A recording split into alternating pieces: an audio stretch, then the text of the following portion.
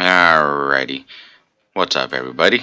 This is Jin here, and I'm going to be teaching you how to make a Barb macros. Well, a bunch of Barb macros. Alright, and one thing I gotta stress before you start making macros and such, you want to learn all your skills first. That way you know which ones do what and which orders you can put them in and such. These macros are primarily PvE. With the Barb, you don't really have a macro for PvP. You have to do things according to whatever your opponent is doing to you. So this will be just for PvE. I mean, you can use it for the PvP also, but it primarily is just for PvE.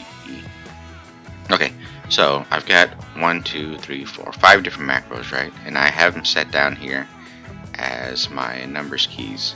That way when I'm going to a squad or dungeon, you know, I will just push the number 2. That's my primary go-to, and then 3 if I want to do penetrate armor onto it also, and then if I need to tank as a tiger, I'll use number 4, right? So let me show you how to do it. Alright, so when you first make one, you'll actually want to do a new macro, and then you pick whatever symbol you want, and then you have to add skills from here. This might be clicked over to the action list. Make sure it's on the skill list, and then you can put whatever skills you want. That's actually a skill. See? Alright, so that's how you get started. But here I'll show you what I have for each one of them. You can use it and adjust it to whatever you like. Okay, so let's go with the number 1. This is the primary one, right? This is I always put the repeat at the beginning. Okay, that way when the macro is done, your tune is not just sitting there doing nothing. It'll actually just keep running through these, right? And so the reasons why I put these on here, I'll explain to you in a second. But you notice I don't have a normal tack on the back of this one, which you can if you want, just to keep it going. Like if you're for some reason you're out of MP or whatever and stuff, you can just keep doing normal attacks. Okay, so first of all, it's Bestial Onslaught. The reason why I have that as my number 1 spot is because it deals lots of damage, but it is a range skill, right? So you've got 12 meters of range on it, and it what does it do? It also increases your crit rate by 40%.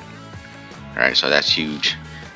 For this tune I have at 37%, so 40 plus 37 would be 77%, so he's going to be critting a lot after he hits that one, right?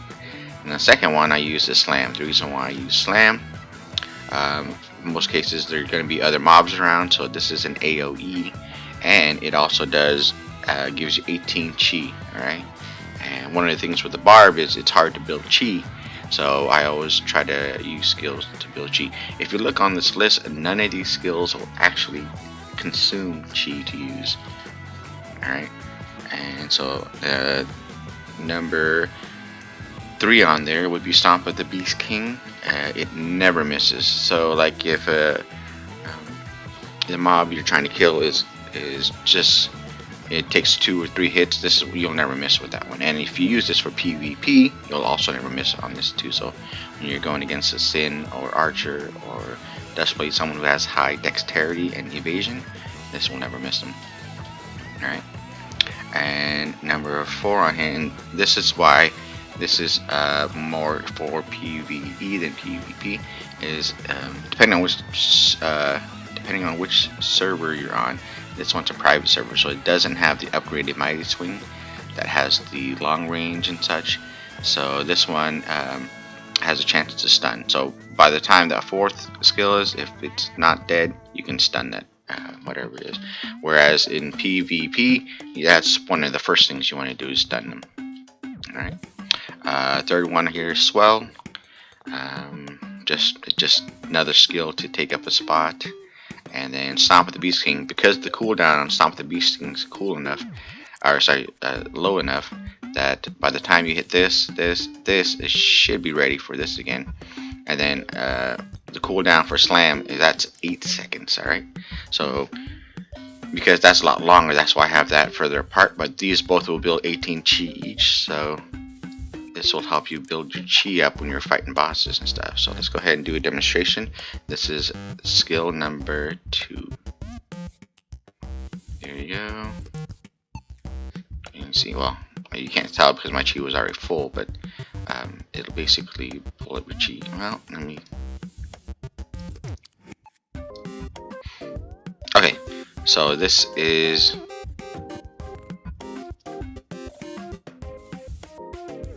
Let me get rid of all that chi, and I'll show you how fast it builds up chi. Alright, so this is a demonstration of number 2 macro. If you watch the chi, look how fast it's going up. That's not as fast as like a Sin or Dustblade building chi, but it builds it up pretty fast. So that one cycle just built up 1 full spark. So you can actually build the chi up pretty fast. There you go, 2 already. Okay, let's go to number 3. Well, in this list will be number 1 and number 2, but on here's, so we'll just go call this one number 2. Alright, so this one is similar to those. It's almost the exact same one as number 2, except for we have penetrate armor in here. Penetrate armor reduces the defense of the opponent by 35%, but it costs 20 chi, and this is why I don't like it until I'm fully built on chi. And also, if you already have your sparks already full, you can do a devour first, and then you can do that first macro, and that will actually do a lot, and it'll keep your chi built up, right? So let's check out number 3, and you'll see the opponent here, the wood dummy, will have the penetrate armor weaken debuff in a second. Alright, so there you go, there's weaken right there. Alright, so, and you see how it's taking the chi back away from it. So this is why it's not good for chi building, but it is good for damage dealing. Alright, let's go check out macro number 3. Okay, so this one is a set it and forget it. So you've got demonic eruption, which is your demon spark. You can put sage spark there too. Penetrate armor to reduce its physical defense. Bestial onslaught to increase your crit rate, and then just keeps attacking. And this will build cheap fairly quickly, and it will just keep going, right? So there you go. It automatically starts off with the demon spark, and then there we go. It just keeps going, and it'll just keep going until it builds up spark. And it's not a very fast regen on the chi, but like I said, it's a set it and forget it. You can just set it on a boss, take it, go have yourself a coconut smile. All right. Now, this one's the interesting one.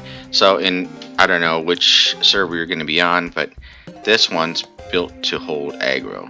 Alright, this one's built to hold aggro versus on bosses versus a lot of your DD tunes and stuff like that, which is becoming harder and harder because there's so much, everybody just goes attack levels. Alright, so you go with the repeat, devour, which reduces their physical defense by 50%, so that's actually stronger than penetrate armor for reducing physical defense, but it costs 35 chi.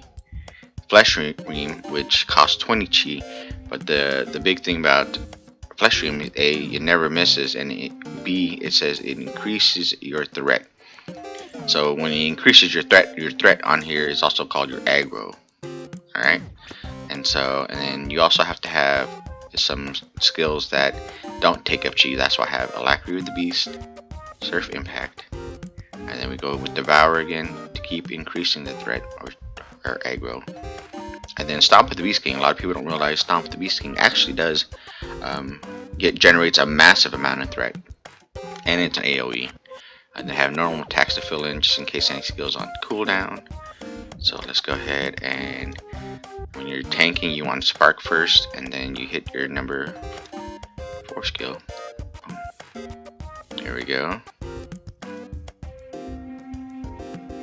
And you see it doesn't build chi, but it's maintaining the amount of chi that you have to be able to use the skills like Devour and Flesh Ream.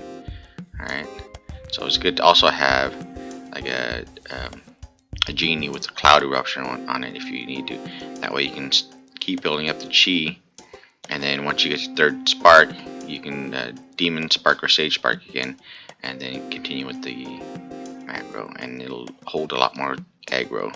Alright, everybody wants to steal your aggro.